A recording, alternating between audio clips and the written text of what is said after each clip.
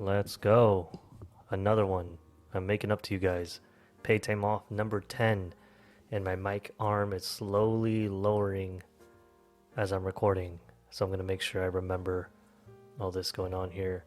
We're back at it again with another bonus episode. Thank you to everyone who is a bonus subscriber. I'm making up for the lack of videos I did 2 weeks ago. So you got the one from yesterday. Here's the one today. And then you'll get another one tomorrow. So by the end of the month, that'll be a total of 4 episodes for the month. So thank you so much. 4 episodes. Let me rephrase that. I do 4 bonus episodes a month. And this will be episode 11. And tomorrow's will be number 12. So 12. And we've been doing this for 3 months now for the bonus episodes. So we're back on track, okay? We're doing this. We got it tight. We got it locked. But first, let's talk about murder. Guess what? So down the street from where I live, there's an AMPM, and it's kind of a sketchy looking AMPM. A lot of homeless people. One time in that AMPM, I actually went to go get my girlfriend's purse, and it was like at 2 in the morning or 1 or something like that. It's kind of raining. I was out there looking for it, and it turns out this homeless guy took it. But before all that, some weird guy in the AMPM was watching me walk around looking for it, and I asked the cashier if he saw it. He said no. But heading out of the AMPM, this guy in a raincoat, he walks out with me, behind me, and he asks, like, hey, you've ever been to prison? And in my head, I was like, oh God, what's going to happen? And I was like, no. He's like, okay. You just look like a guy who's been to prison with me. I'm like, oh my God, was he chill? And the guy just like looked at me, took a hit of his cigarette, and then walked away. And I thought I was gonna die. I thought some guy was gonna think I'm like some crazy like enemy that he's made a while back. But it turned out to be okay. He wasn't some crazy criminal who decided to kill me. Anyways, that goes forward to saying that that area is kind of sketchy, kind of weird. And on Sunday, a man got hit to death by a golf club in that area. There's this hotel, motel area that it's kind of sketchy looking too. The homeless people hang around there, and there's always something going on. And a few days ago, I saw an RV started parking there, and then on my way home from Dollar Tree, there was 4 or 5 police officers and a bunch of caution tape around. So I was like, what the hell could have happened? And guess what? The worst happened. Man killed by golf club. Sorry if you guys hear movement in the background. My girlfriend's just doing stuff. Nope, wrong place. Oh, here it is. Chico Enterprise, identify man. All right. Which one are we going to click on first? So, a man who killed 25-year-old outside of the golf club, 23, sentenced a decade in prison. I don't think this is the right one. No, yeah, this isn't the right one. This was another man who did this apparently around the same time, but this is not the right one. That's from Lannister. Okay. Police identify. This is the one. Chico PD. Police identify man killed with golf club. Why does that pop up like that? The Chico Police Department announced Tuesday that Austin Robert Olson Swanick, 29 years old, was the man who died Sunday morning in the 2500 block of the Esplanade where he was attacked with a golf club. According to the statement from police Monday, an investigation identified Hunter Harris, 28, as the sole suspect in the homicide, and the officers searched the scene until they arrested him about 2 hours after the homicide. Anyone with further information encouraged to contact the Chico Police Investigations Unit at blah blah blah blah blah and reference case number blah blah blah blah blah. So, they already got the guy, but there was another article before that. I'm trying to see what we can do here. Golf club. Chico.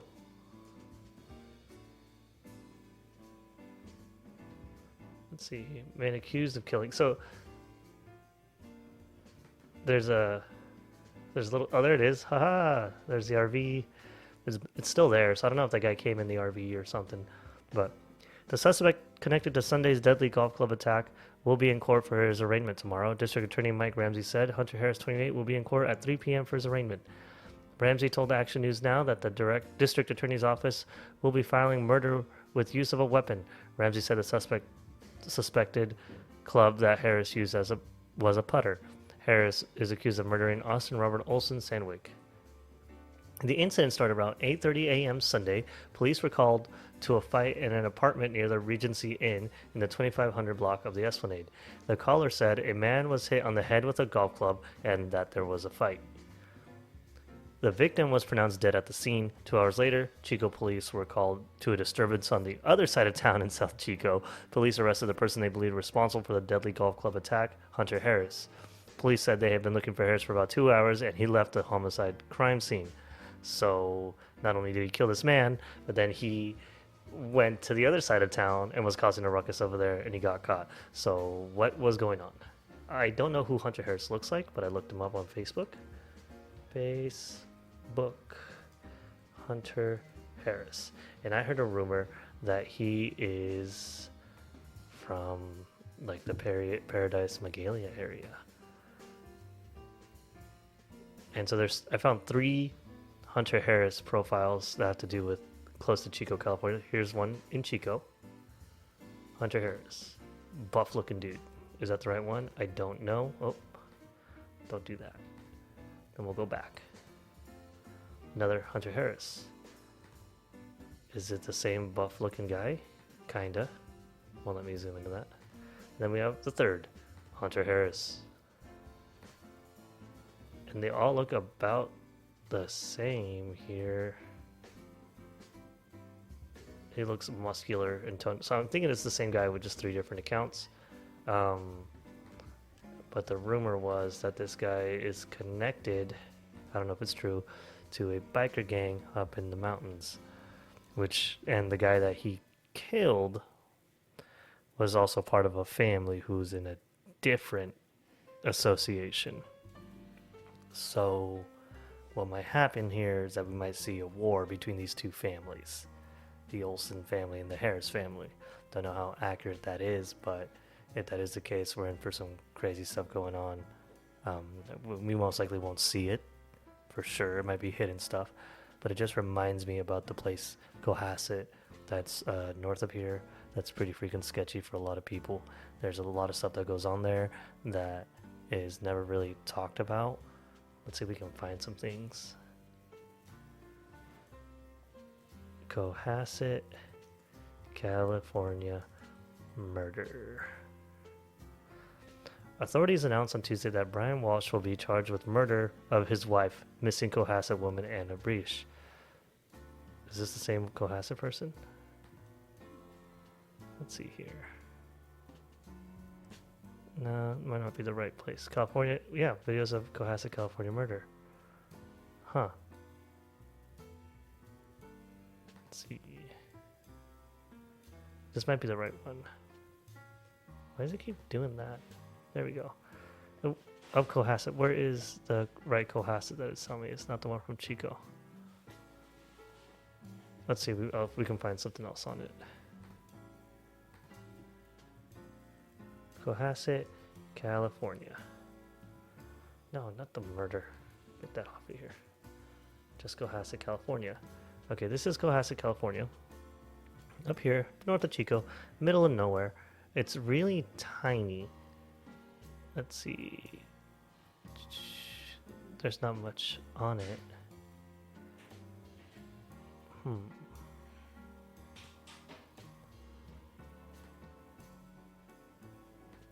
Let's go where else. Best 10 things to do in Cohasset. Well, I guess I can't find too much on it because none of it's like ever like documented, but it's all word of mouth of what people see and hear from Cohasset. There's always these stories about these biker gangs that live up there. There's this family who kind of runs a majority of the meth trade up here, apparently, and there's a lot of crazy stuff that happens up there where people will get murdered and no one's going to talk about it, and other things. Wonder if I can figure out, maybe I need to find the right word. Missing cases, Cohasset, California. Anna Walsh. I guess that's the only thing is like that murder that they found on there.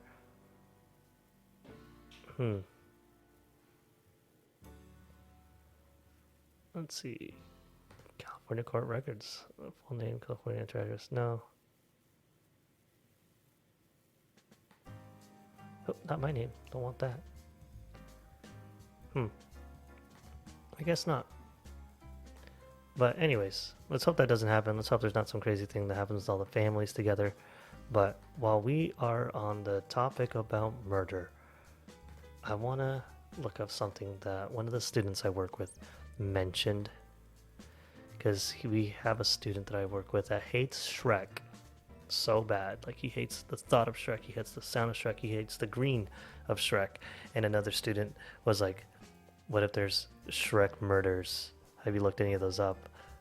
And I have not. So we're going to find out to see if there's any cases out there of people dressed as Shrek. Man arrested. Oh no. Let's type in Shrek arrested. No, wrong thing. Okay, so how can I look this up?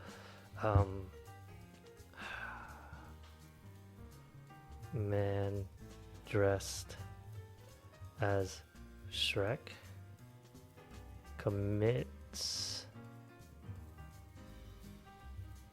crime?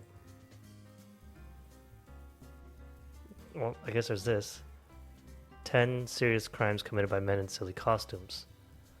I guess we can watch that. Murder trial by O.J. Simpson. Human Shrek transformation. If Shrek was real, how many crimes has he broken? 16 real-life crimes and murders inspired by the Joker. No. Man who dressed as a woman to assault victim jailed. The police want residents to steer clear of a man dressed in creepy clad man dress. Blah blah blah.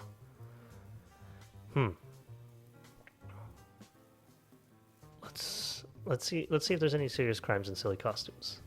Okay. This is by Anthony Safara, Safara. Crimes are committed every day by people from all walks of life, and for a while a variety of reasons. It follows then that perpetrators wear all manner of attire, be it a ski mask and dark clothing, an expensive business suit, or nothing at all. What about costumes, though? More than a few people have dressed as animals, clowns, or children's characters for a jaunt on the wrong side of the law. Their reasoning is often unclear, seemingly running with the gamut from an attempt at a novel disguise to the result of profound intoxication. Whatever their motivation, the following people choose to commit crimes while wearing goofy costumes. Alright, number 10. Clown leads police on high-speed chase. On July 20th, 2019, motorists in Westminster, California were treated to a strange sight. A black BMW was trundling north along the fast lane of the 405 freeway at a mere 2 to 3 miles per hour. On the roof of the car was a chainsaw-wielding clown. More specifically, atop of the roof sat a man in a clown mask and a green wig, the combination thereof giving him a vague resemblance to the Joker of Batman fame. Police soon came to pull the luxury clown over, but that's when the perpetrator decided to speed up. He fled up 405 at around 70 miles per hour, pursued by California Highway police officers. The clown drove into the 90 freeway before deciding to make a Venice Beach downside streets. At one point during the part of the chase, he climbed back into the roof of the BMW and began gesturing at the police officers chasing him. Finally, the car stopped at the oceanfront walk, and the clowns fled the vehicle heading onto the beach. There, he interacted with unaware beachgoers, even stopping to help bury someone in the sand. After that, he took off his shirt and headed into the water. It was at this point that the police caught up with the clown and arrested him. The high-speed Harlequin was identified one as Damek A. Distier. A woman was also in the BMW, was questioned, but ultimately released, and the chainsaw turned out to be a toy. Distier's motive for the bizarre incident was unclear. His bail was set to $75,000 while he awaited a court date. That's funny. So this guy literally created like a comedic scene while he was in a car chase. He did the classic running and helping people. He must have been off his rockers. There was no drugs involved? There had to have been like some form of drugs. There's like no way it wasn't. Number 9. Teletubby steals leftovers. For reasons unknown, Therese Owens Jr., a 20-year-old student at the Pennsylvania's Lang University, decided to break into a friend's house during the early morning hours of October 26, 2014. Similarly, it isn't certain why he chose to do so dressed as a Teletubby. At around 2 a.m., Owens entered his friend's residence in Bethlehem's south side, damaging a door in the process. He was dressed as Lala, the yellow Teletubby, from the well-known eponymous children's series. Upon gaining entry into the premise, Owens proceeded to the refrigerator and dumped Chinese food into what was described as a man purse. He then left without stealing anything else. Police caught up with the thieving Teletubby, but the residents of the house didn't want to press charges. Their opinion had changed a few days later, however, after the landlord became involved. Owens was charged with disorderly conduct and criminal mischief. Mark DeLuzio, chief of the Bethlehem police, noted, Not that many Teletubbies get arrested. You can't make it up. Okay, well that one seems pretty safe. So far they seem kind of harmless. It was just like a regular speeding and then a Teletubby costume theft. Let's see if they get weirder. 8. Walmart robbed of milk by man in a cow costume. Much has been said on the internet of the strange things and the eccentric customers you can see at Walmart. An incident in Stanford, Virginia stands out, though. At 10:35 p.m. on April 26, 2011, Jonathan Payton, age 18, walked into a Walmart of all fours wearing a cow costume.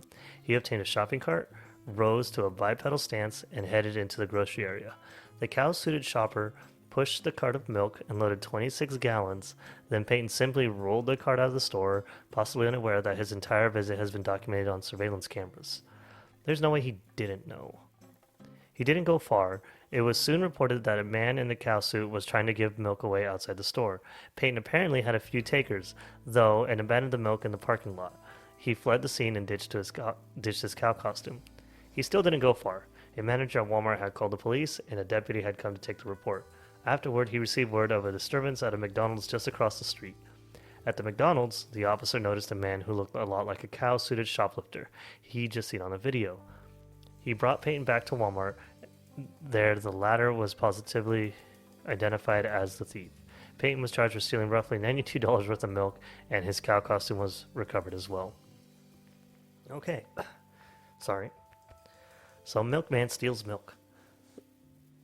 Again, this one was kind of harmless, but like stealing $96 worth of milk, it sounds hilarious in a cow costume. I wonder if he didn't even do it for like a YouTube video. He just did it for the fun of it. He must really like cows. I wonder if self-checkout was out at the time. I don't think so. This is 2011. But he still didn't get caught getting out of the Walmart. Like, they didn't stop him from stealing the milk. People were just probably confused about what's going on. Is that Hitler on the left? What is going on here? Sorry for people who are just listening. And we're back. Sorry about the distraction. I forgot where I was. Anyways. Milkman stole milk. Let's go down the list. 7. Meth-carrying gorilla resists arrest. On February 13th, 2019, police in Sulphur, Louisiana received a call about a suspicious-looking man in a dark clothing in... Okay, let's restart that. On February 13th, 2019, police in Sulphur, Louisiana received a call about a suspicious-looking man in dark clothing wandering in and out of yards. Officers were initially searching for a man in black pants and a black jacket. They soon located the prowler, however, and found that he was actually wearing a gorilla costume. The police told the man to stop, but he fled into the front door of a house instead. The officers found the back door open and assumed the perpetrator had exited there. They searched the area but came up with nothing. After determining that the man had never left the house, officers checked every room. They found the gorilla hiding under a mattress. This time, the ape-suited interloper, later identified as Laramie Morin, was more complaint. However, when they were cuffing him, Morin suddenly fought back, breaking free with only one wrist cup. He was ultimately subdued and taken to Sulphur City Jail. Morin was charged with possession of methamphetamine, possession of drug paraphernalia, fight from an officer, unauthorized entry of a dwelling, simple resisting a police officer with force or violence, and wearing a mask or hood in a public place. Believe it or not, the last charge is punishable in Louisiana by up to 3 years in prison. Exceptions are made for celebrations like Mardi Gras and Halloween, as well as for religious reasons. Huh. So there was a meth ape. That reminds me of the time I took my friends to Rebla for the first time when they all lived in Orland, and we went to a Taco Bell at the end of the night, and the Taco Bell was kind of I go to a lot of sketchy areas, I realized. There was a bunch of people tweaked out walking around, and I have bad vision. I needed my glasses at the time. There, I saw like a white figure walking towards the Taco Bell, and from far away, it looked like a Klansman outfit walking towards the Taco Bell. And in my head, I was like, "Oh my god, we're about to get shot up by a KKK member," and I was sweating. So I was like, yo, guys, you gotta be careful. And out of nowhere, what ends up happening, it starts running, and it got close to Taco Bell, and it turned out to be a man in a white gorilla costume. And he jumped in and ran off from the parking lot. And we chased after it down to the river that was next to Taco Bell, but there was no luck and we couldn't find it.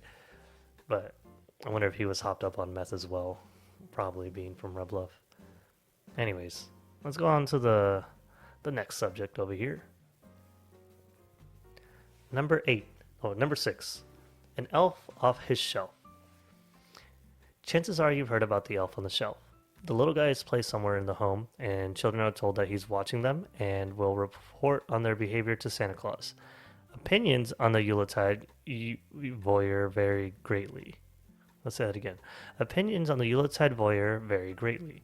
It is a whimsical Christmas tradition, a callous cash grab for marketing executives, or a sinister plot by one's conspirator of choice to desensitize children to the idea of being constantly surveyed.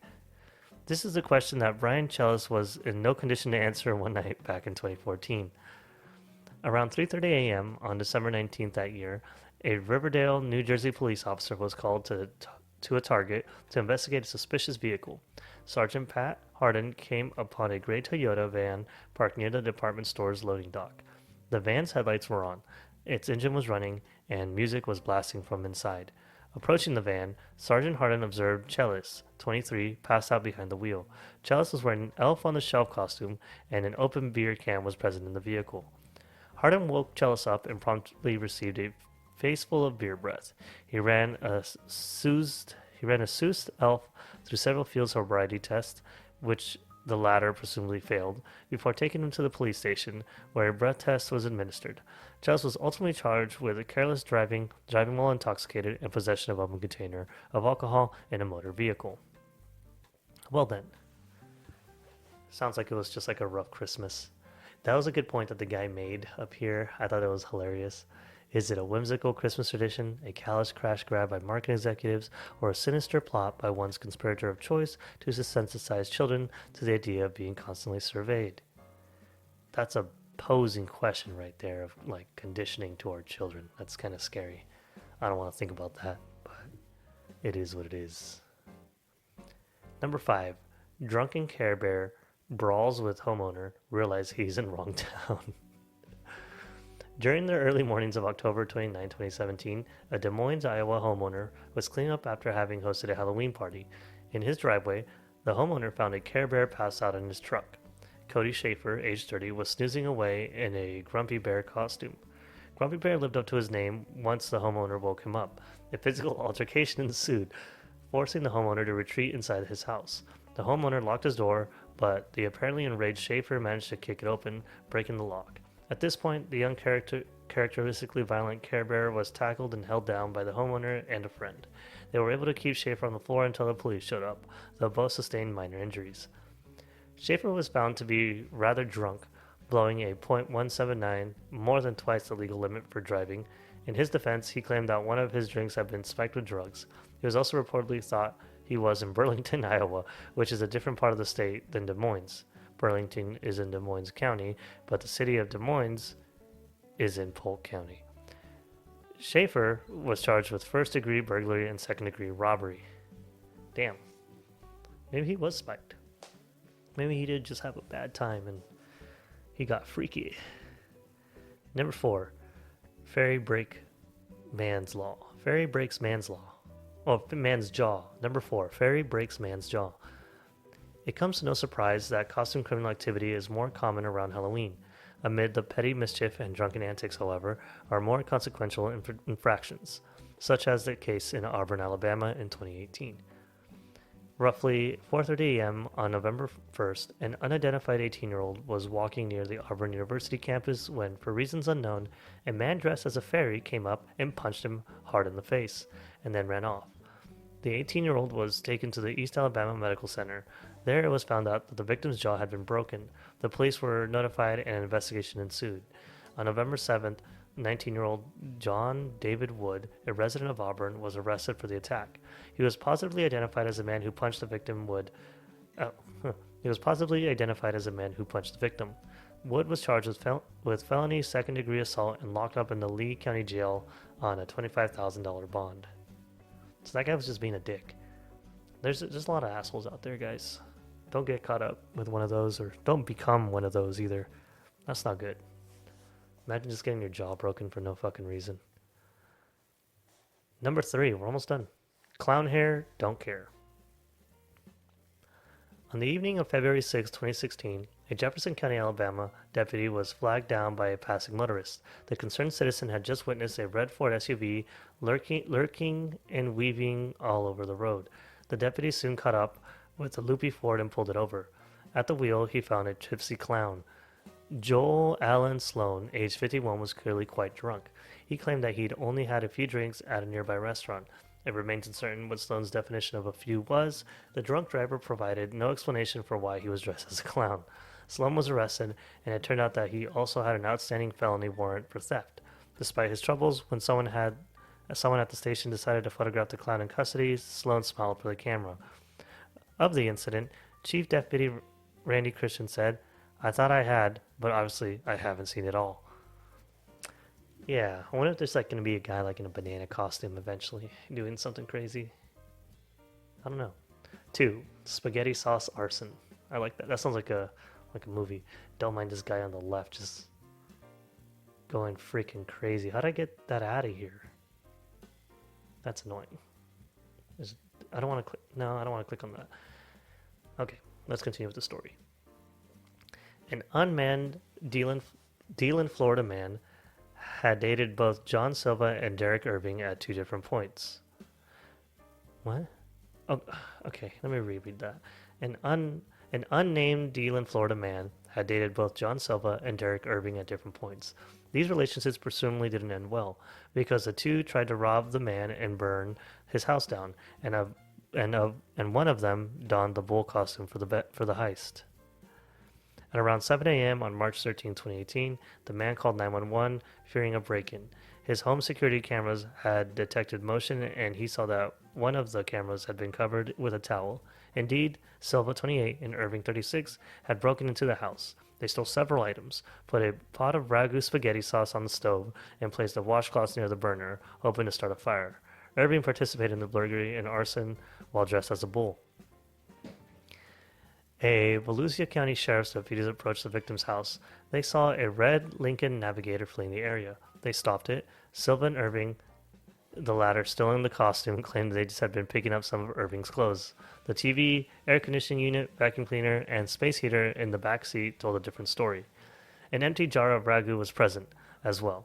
The men's cause certainly wasn't helped by the marijuana grinder, which was also visible inside the vehicle. Back at the victim's house, deputies found the pot of sauce. The washcloth was just starting to burn, but the fire was put out by an officer. Silva and Irving were ultimately charged with arson, grand theft, and unarmed burglary. Irving was held without bond as he had violated his probation. Silva's bond was set at $25,000. So it looks like a lot of these guys were already in the system. But the interesting is the spaghetti sauce. What they want to do? Burn the whole house down? It's fucked, dude. Damn. Alright. Number 1. Armed robbery is magic. I have that mask. That's hilarious. I have that unicorn mask.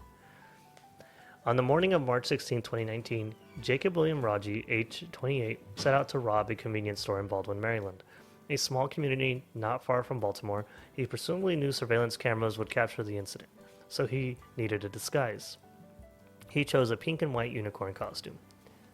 At 5 a.m., Rogue was Rogue walked into Hyde's Davy store, dressed in costume and brandishing a crowbar. He used the crowbar to smash a register before leaving with cash and cigarettes. After obtaining the loot, Rogue ditched the unicorn costume and got into a silver Hyundai Elantra driven by his accomplice, 27-year-old Joseph Phillips Sweezy. The car fled the area. This daring escape was not to last, however. The two men hadn't gone far before Sweezy crossed into upcoming traffic at an intersection.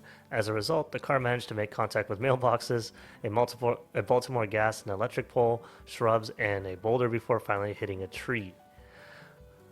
Raj and Sweezy were taken to a nearby hospital. Their injuries were described as serious, though Sweezy's had been released from medical care as of March 19th. Regardless, both men were charged with theft, robbery, and armed robbery. Raj was also charged with destruction of property and first and second degree assault. Baltimore County Police were able to recover the unicorn suit. Well, there you go. All these crazy people wearing crazy costumes doing crazy things. But none of them were dressed as Shrek. There had to be something related to Shrek. We'll find one eventually. But thanks for joining me on this bonus episode of Paid Time Off, guys. I appreciate you. Thank you. We got one more episode coming for you tomorrow. And that's it for the month. And we'll reset the whole schedule. And we'll be vibing hard, okay? Thank you so much. I love you guys. Hope you have a good one. Peace.